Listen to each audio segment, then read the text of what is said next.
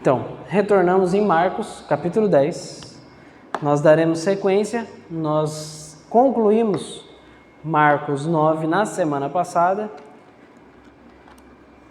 E agora nós chegamos a um caso que eu já havia adiantado há um tempo, que nós falaríamos acerca do casamento. Casamento e a questão que levantam aqui é o divórcio. Eu gostaria de repensar com vocês algumas coisas antes de nós lermos o trecho que é referente a essa passagem, mas eu gostaria de relembrar o que aconteceu até aqui, principalmente no capítulo 9, só para a gente entender a sequência ali.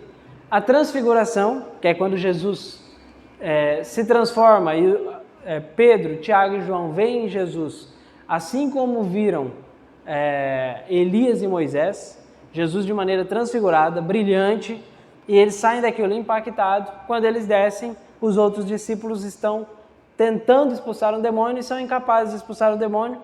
E Jesus conclui falando que precisava de jejum e oração. E aí, além desse episódio, logo em seguida tem as discussões dos discípulos, aquelas discussões super maduras sobre quem é o maior deles. E depois da discussão sobre quem é o maior, eles repreendem aqueles que estavam libertando pessoas em nome de Jesus. Então a gente passou por todo esse cenário e o último que nós vimos na semana passada, quando Jesus fala que é melhor perder os olhos e entrar no céu caolho, em outras palavras, do que entrar com os dois olhos no inferno. Lembram disso? Então, nessa sequência, depois de Jesus fazer longos discursos, agora Jesus muda de lugar, vai para a região da Judéia, do outro lado do mar, e aí começam a ter outras questões. Então, a questão que vai surgir agora vai envolver o casamento. Mas, gente, eu queria pensar com vocês o seguinte: vocês ficaram aqui, Regiane vai se lembrar desse contexto. Entre a saída do Erasmo e a minha vinda, deu mais 6 meses, né? Nesse intervalo, surgiram tantas coisas que quando eu cheguei aqui, quais eram os tipos de perguntas que eu enfrentei logo de cara? Perguntas de algumas pessoas querendo testar o meu conhecimento. Então teve casos de gente perguntando, eu preguei num salmo, num domingo à noite, vindo de Cuiabá, e aí na hora que saí um irmão veio e falou, tá, mas você sabe que nem todo salmo é salmo de Davi, né? Queria testar se tinha o conhecimento, né? E depois disso tiveram outras perguntas do seguinte: sabe quando você já tem uma dúvida há muito tempo e você fica aguardando uma oportunidade para esclarecer? Então, na primeira escola bíblica que a gente teve aqui, eu falei sobre a Bíblia. Por que nós acreditamos na Bíblia, como ela foi formada, os 66 livros. Quando eu terminei, eu falei, podem fazer perguntas? Perguntaram o que tinha na Arca da Aliança, perguntaram sobre a coroa do Apocalipse, coisas que não tinha nada a ver com o que eu tinha acabado de falar.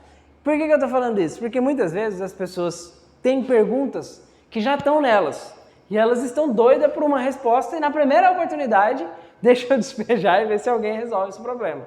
E tem as perguntas que as pessoas fazem para testar. Jesus foi vítima entre aspas, dos dois casos. Ora eles queriam testar Jesus, ora eles queriam alguém que os respondesse. Então, dito isso, a gente está diante de um cenário em que Jesus vai ser testado. Vamos ler Marcos 10, do 1 ao 12. Diz assim: então Jesus saiu dali e foi para a região da Judéia, para o outro lado do Jordão. Novamente, uma multidão veio a ele e, segundo o seu costume, ele a ensinava. Alguns fariseus aproximaram-se dele para pô-lo à prova, perguntando: é permitido ao homem divorciar-se de uma mulher? O que Moisés lhes ordenou? Perguntou ele. Eles disseram: Moisés permitiu que o homem lhe desse uma certidão de divórcio e a mandasse embora.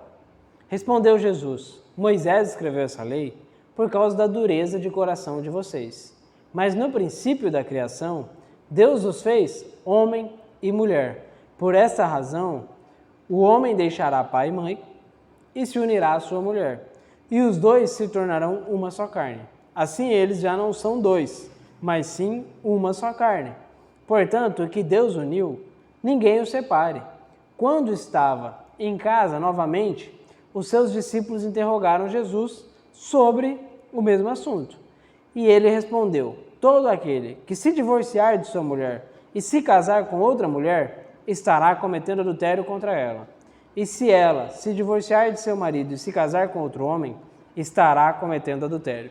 Então a gente está diante de um texto que Jesus foi bem objetivo e nós vamos pensar um pouquinho sobre o que nós temos a aprender com tudo isso, né? Então, o texto é muito claro, lá no versículo 2, que eles se aproximaram para colocar Jesus à prova.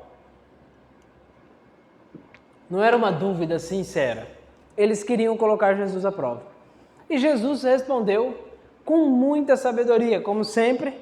A primeira resposta de Jesus. Gente, uma coisa que a gente precisa aprender com Jesus é que a gente não tem que sair respondendo tudo.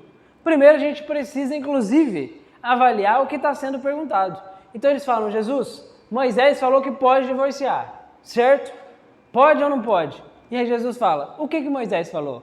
Então, Jesus, ele vai, cada vez mais, ele vai afunilando a pergunta, por assim dizer. No 3, isso é muito claro. O que Moisés lhes ordenou? Perguntou ele. E aí eles disseram: Moisés permitiu que o homem lhe desse a certidão de divórcio. Gente, tem uma diferença muito grande entre o que Jesus perguntou e o que eles responderam. Jesus fala o que Moisés ordenou e eles respondem o que Moisés permitiu. Gente, é muito diferente uma coisa da outra. Para ficar mais fácil, imagina que é o seguinte, pegar aqui Zuriel, o exemplo. Imagina que a professora pega e fala para o Zuriel, fala: ó, se você entregar todas as atividades referente a esse mês, depois de você entregar tudo isso, você vai ter um passeio. Você e sua turma ali vão ter um passeio na escola. E aí o Zuriel pega e sai e fala: ó, mãe, tô liberado, vou ter um passeio. Foi isso que ela falou? Não, ela falou: ó, primeiro você vai cumprir tudo isso, depois você vai ter o passeio. O que eles estavam falando Jesus falou o que Moisés ordenou. Aí eles não falam o que Moisés ordenou, eles falam o que Moisés permitiu. Nesse caso, a professora teria ordenado o passeio ou ordenado as atividades? Ordenado as atividades. Então, a gente precisa tomar muito cuidado, porque nós, muitas vezes, agimos exatamente como esse povo. A gente está de olho no que é permitido e não no que é orientado. A orientação, e aí Jesus começa a puxar mais uma vez para essa questão do que é a orientação. No versículo 4, diz assim: eles disseram: Moisés permitiu que o homem lhe desse uma certidão de divórcio e a mandasse embora. Gente, tem dois casos, eu até comentei isso com a Jéssica, e a Jéssica assustou, mas entre os judeus da antiguidade, existiam dois grupos, que eu até anotei os nomes aqui,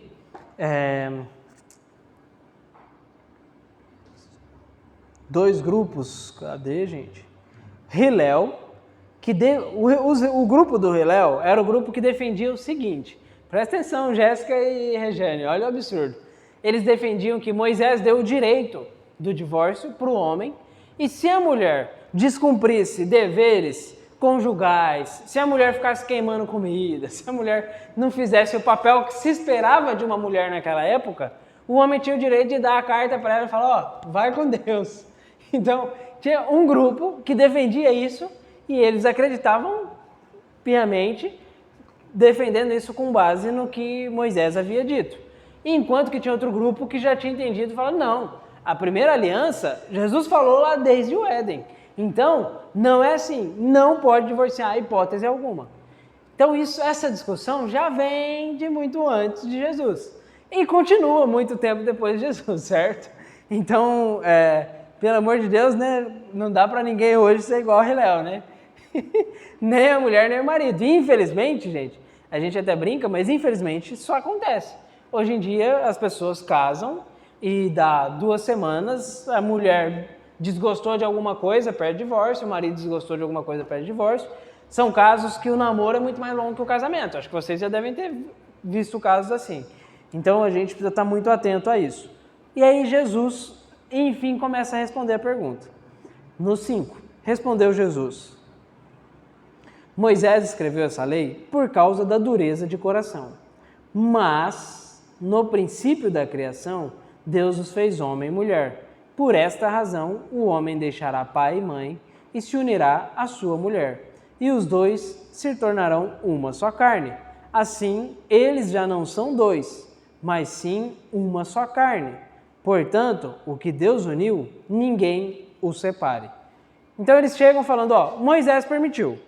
E aí Jesus vai e fala, gente, tá, mas e antes ainda de Moisés? Qual que foi a primeira ordem? Porque Jesus fala, ó, Moisés permitiu por causa de um coração duro.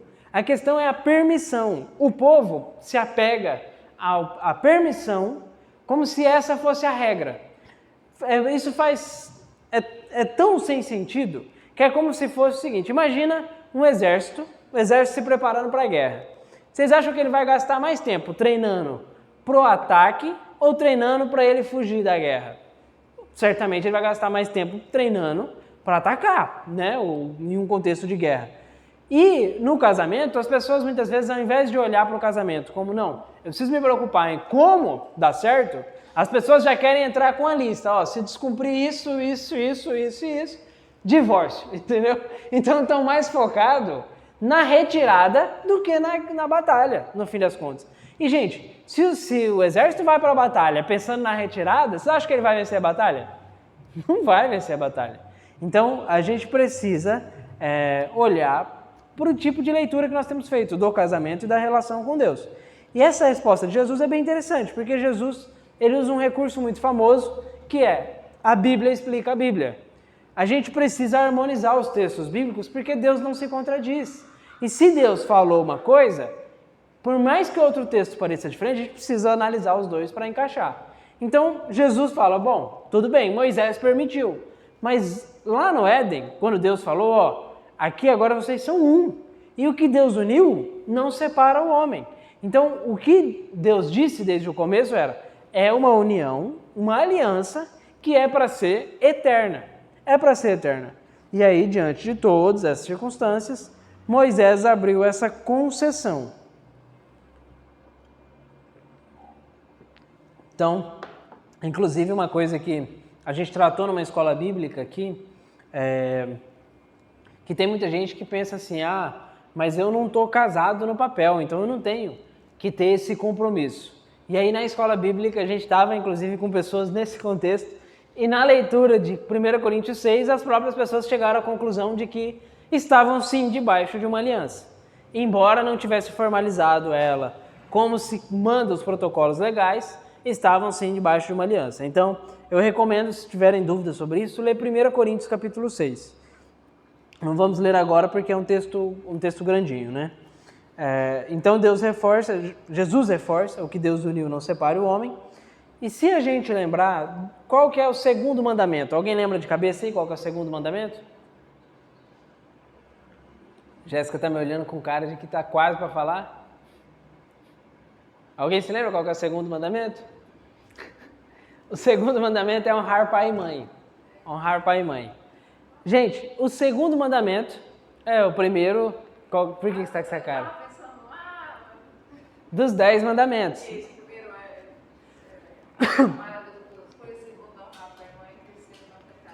E aí vai vindo a lista. O segundo é, então, honrar pai e mãe.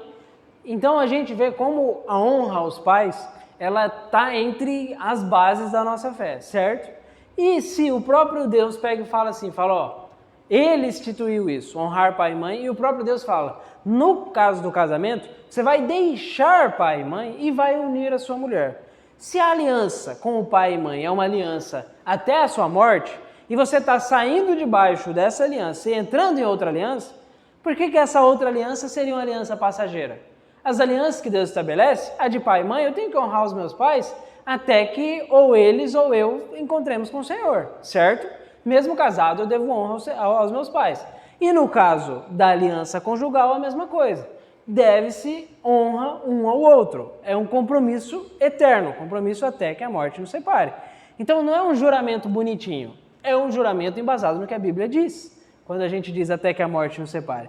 Inclusive tem um livro que vale a pena ler, que fala sobre a relação conjugal e os filhos. Eu até tenho o desejo de fazer alguma coisa aqui para a gente poder tratar desse livro mais especificamente, com toda a igreja, que me fugiu o nome dele, Você lembra, Jéssica, o nome do livro? Apesar dos Filhos. O nome é estranho, né? Apesar dos Filhos. É justamente isso, é a relação conjugal apesar dos filhos. Como continuar todo esse processo. E ele fala muito sobre essa questão do juramento, e ele fala, ó, se você entra num casamento e acha que o juramento só faz parte da cerimônia, o juramento de até que a morte o separe, você não entendeu nada do casamento. E Jesus vai por esse caminho, porque Jesus ele volta em Gênesis. Se eles querem usar Moisés, Jesus fala, tá, mas antes de Moisés, Deus instituiu o casamento. E aí Jesus deu esses exemplos que eu acabei de passar para vocês. E do 10 ao 12, que é a parte final, né, os últimos versículos, é quando os discípulos vão embora e continuam com a pulga atrás da orelha. É aquela coisa, gente, que eu já tive essa experiência, não sei vocês, mas você sai de uma conversa, de uma escola bíblica, de uma reunião, alguma coisa, um pequeno grupo, e você sai e você vai embora com mais dúvidas do que quando você chegou. E você fica tipo, meu Deus, eu nunca tinha pensado nisso, mas será que é isso mesmo? E um monte de coisa. Parece que foi isso que aconteceu com os discípulos. Porque se a gente olha, quando estavam em casa novamente, eles trouxeram o assunto até Jesus. E aí Jesus esclarece ainda mais agora, falando apenas com eles. Aí qual que é o esclarecimento que Jesus dá? Se antes Jesus fez todos os sinais para mostrar que a aliança é uma aliança eterna, agora Jesus é ainda mais claro e ele fala assim, no 11, ele respondeu, todo aquele que se divorciar de sua mulher e se casar com outra mulher, estará cometendo o pecado de adultério contra ela. E ela, se divorciar de seu marido e se casar com outro homem, estará cometendo o pecado de adultério. Então, se antes Jesus ainda voltou em Gênesis, foi mais cauteloso, aqui ele foi muito claro. Lembra que eu acabei de falar para vocês que a Bíblia explica a Bíblia? Mateus, quando vai falar de todo esse caso, a mesma coisa, ele inclui que Jesus deu uma exceção. Todo aquele que se divorciar, que não for por adultério, está cometendo adultério, entendeu?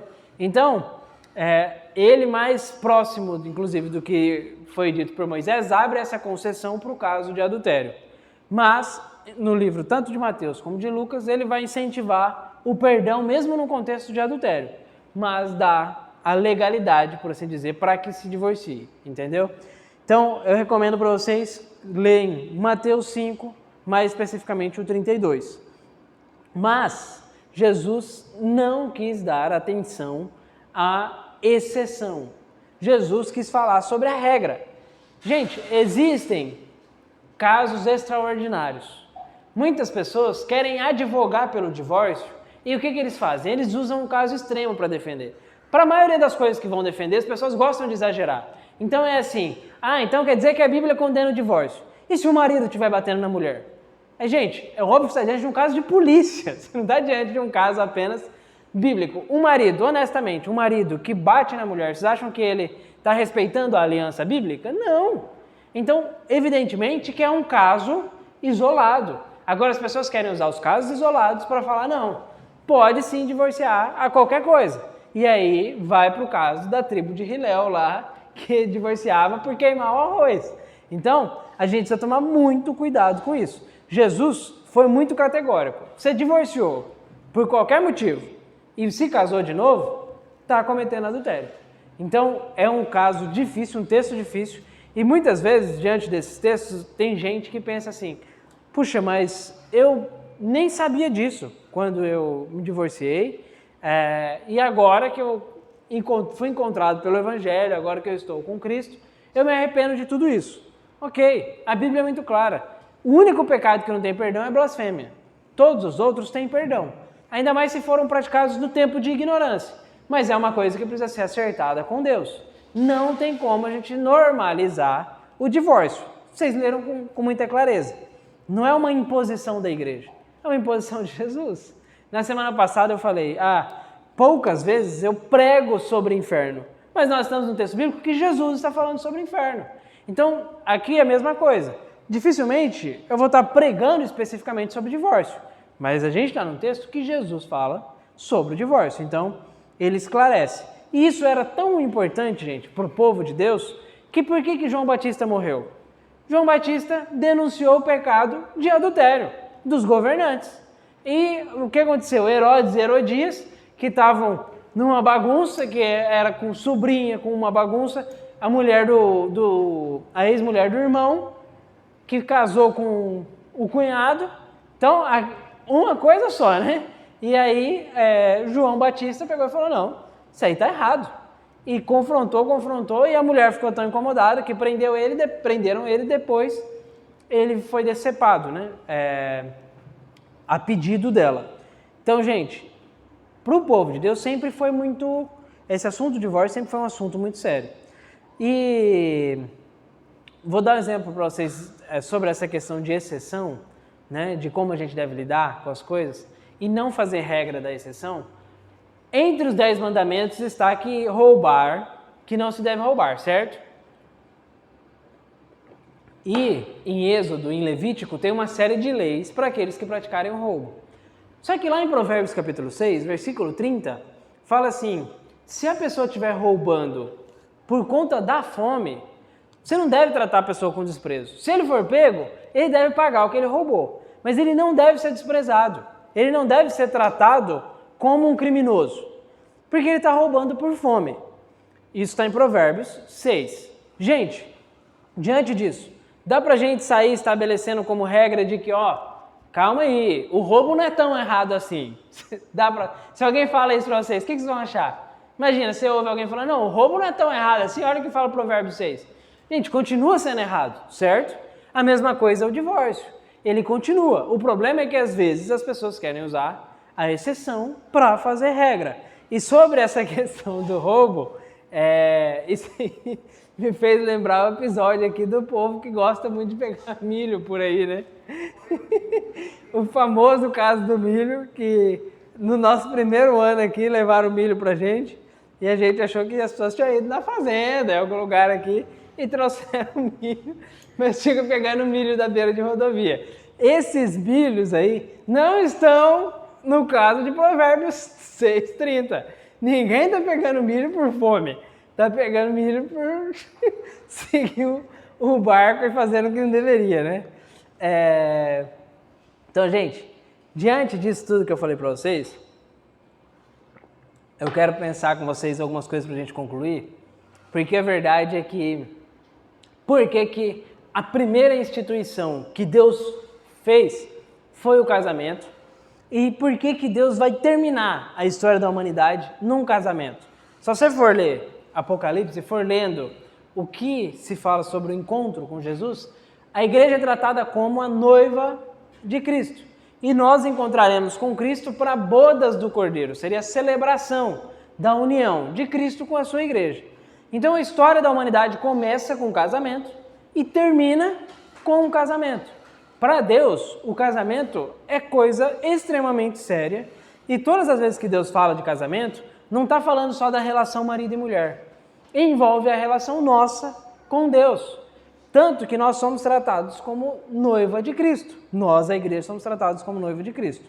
Então, o que nós precisamos pensar é se, na nossa relação com Deus, muitas vezes, nós não agimos também como os fariseus agiram aqui.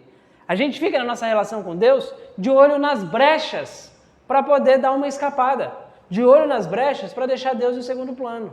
E muitas vezes é exatamente desse jeito. Ao invés de olhar o que Deus nos orientou, fica olhando, falando, só olha para o que Deus permitiu, entendeu? E aí fica nessa relação com Deus, de que, não, se eu faço o que pode, tá tudo certo entre eu e Deus, mas nunca faz o que Deus orientou, entendeu? Então a gente precisa tomar muito cuidado e pensar sempre nessa perspectiva. Então o tema da conversa, enquanto o tempo todo eles queriam falar de divórcio, Jesus só falou de divórcio entre os discípulos. Eles queriam falar de divórcio e Jesus falava do quê? De aliança. Moisés falou isso. Tá, o que Moisés falou? Puxava para Gênesis e falava de aliança. Jesus queria falar de aliança o tempo todo. O compromisso que nós temos com o nosso cônjuge é uma representação da aliança que nós temos também com o Senhor. Vocês se lembram da história de Oséias, do profeta Oséias? Quando Deus quis ensinar para o povo como ele estava sendo tratado, Deus pegou o profeta, para o profeta casar com uma prostituta, honrar essa prostituta, e essa prostituta traiu ele ainda. Gente, é exatamente isso, o que Deus quis mostrar. Eu sou o profeta nessa situação, Deus mostrando, eu sou o profeta, e o povo que fala que é o meu povo está vivendo igual essa prostituta. Está toda hora com outros deuses. E mesmo eu querendo honrar vocês, eu querendo limpar vocês, eu querendo recomeçar, vocês permanecem no lamaçal. Essa é a lição de Oséias. Eu recomendo a leitura do livro de Oséias, um livro curtíssimo, e é exatamente isso. Então Deus, mais uma vez, ele se mostra como a nossa relação com ele é similar a uma relação de casamento. Por isso que nós precisamos pensar em como nós temos nos relacionado com ele. Gente, muita gente casa e se frustra porque acha que no casamento ela vai ser feliz. Então, nós precisamos tomar muito cuidado com isso e ensinar, desde já, os nossos filhos, né? Por mais que muitas vezes a gente não goste de pensar nos nossos filhos casando, né? Tá cedo ainda, mas ensinar desde cedo que o casamento não vai ser para que ele seja feliz, para que ela seja feliz. A alegria de verdade só vão encontrar a plenitude em Cristo. Só em Cristo. Uma alegria que é acima do nosso entendimento é só em Cristo. O casamento vai ter o seu lado positivo, as pessoas vão se ajudar, mas ninguém tem a obrigação de fazer o outro feliz. Porque essa obrigação, na verdade, você cria e despeja sobre o outro. E muita gente se frustra. Então, gente, num casamento, num verdadeiro casamento, os erros fazem parte do trajeto. É inegável, os erros fazem parte do trajeto. Na caminhada, mas a caminhada, ela continua. Conserta, vai aprendendo e vai lidando. No Evangelho, os erros também fazem parte do nosso trajeto. A Bíblia não fala que todos pecaram? A Bíblia não fala que se dissermos que não temos pecado, nós fazemos de Deus mentiroso? Então os erros, eles acontecem na nossa caminhada. Mas vocês acreditam que os erros que acontecem na nossa caminhada são suficientes para que a gente se divorcie de Deus ou Deus se divorcie de nós? O compromisso que Deus fez, que Jesus fez, ele, em Romanos ele fala, não há altura, não há largura, não há nada capaz de nos separar do amor de Deus. Então, o compromisso é de perdão. Caiu, recomeça a caminhada e a gente segue. Percebem, gente, as similaridades? O casamento é assim. Caiu, errou, machucou, pede perdão, segue a caminhada. A caminhada com Deus. Caiu, errou, machucou, pede perdão, segue a caminhada. Se decepcionou com o cônjuge, acontece, mas se resolvam e segue a caminhada. Está se sentindo decepcionado com Deus, como já aconteceu na Bíblia? A gente já viu, Jeremias tem momentos assim, ok, o problema não está com Deus, está com a gente. Mas se resolva com Deus e segue a caminhada. Então, a perspectiva é exatamente essa. O Evangelho é o tempo todo Deus nos comparando com a noiva. Nós somos esse agente que Deus opera a salvação. O compromisso que Cristo quer fazer contigo é igual ao compromisso que ele acabou de defender. Ele não acabou de defender a aliança? O compromisso que Deus quer fazer com cada um de nós é um compromisso de aliança. É por isso que eu falei para vocês na semana passada. Uma vez que você tem um compromisso verdadeiro com Cristo, você não deve temer o inferno nunca mais na sua vida. Porque é uma aliança. Cristo não acabou de mostrar o valor de uma aliança? Quando você está aliançado com Cristo, você não precisa temer inferno, você não precisa temer mal olhado, que o povo gosta tanto de falar, não precisa temer essas questões malignas que as pessoas falam, não, porque agora Satanás está agindo em determinada área da minha família e não sei o que. Gente, a Bíblia é muito clara, já não há condenação para aqueles que estão em Cristo Jesus. Sabe essa questão de quebra de maldição? Você se converteu de verdade? Se já não há mais condenação, toda a maldição já foi quebrada. Ponto. Então a aliança que Jesus faz conosco é para ser uma aliança eterna.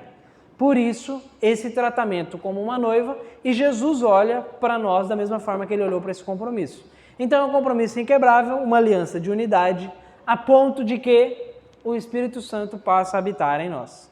E, gente, o Espírito Santo não está procurando casa para alugar. O Espírito Santo não faz estada e fica estadia em um tempo em um, vai embora para poder ficar um tempo em outro.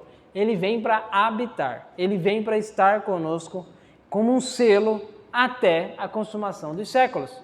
Então a aliança que a gente fez com Deus é a aliança de que o Espírito Santo habita em mim e é Ele quem vai me guiar até a eternidade.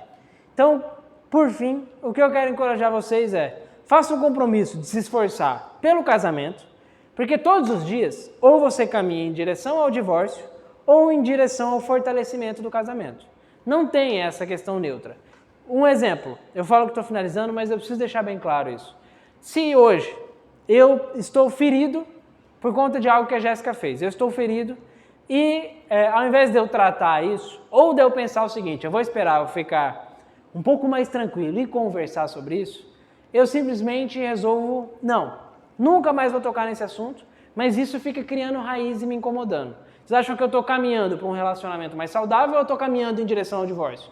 Eu estou caminhando na direção contrária ao relacionamento saudável. Então, as coisas mal resolvidas fazem com que a gente caminhe em relação ao divórcio. Então, todos os dias a gente está caminhando ou pró-casamento ou contra o casamento. Então, o que eu quero é que você faça um compromisso de se esforçar mais pelo seu casamento. Nós precisamos fazer esse compromisso com Deus. E o outro compromisso que eu quero que você faça é de se esforçar mais para desfrutar da aliança com Deus e com a sua igreja, para poder sonhar com a boda que Deus prometeu, as bodas do Cordeiro, que muitas vezes a gente perde de vista. Gente, que nós possamos ser agraciados. Assim como uma noiva, na sua inocência, sonha com um casamento, nós devemos sonhar com o nosso encontro com Jesus. Então, que nós venhamos a estabelecer um compromisso de pensar mais, de se dedicar mais, de viver mais também a aliança com Jesus. Amém? Vamos orar? Então, baixem as cabeças, fechem os olhos. E eu gostaria que primeiro vocês orassem, falassem com o Senhor acerca do que foi conversado e depois eu orarei junto com vocês.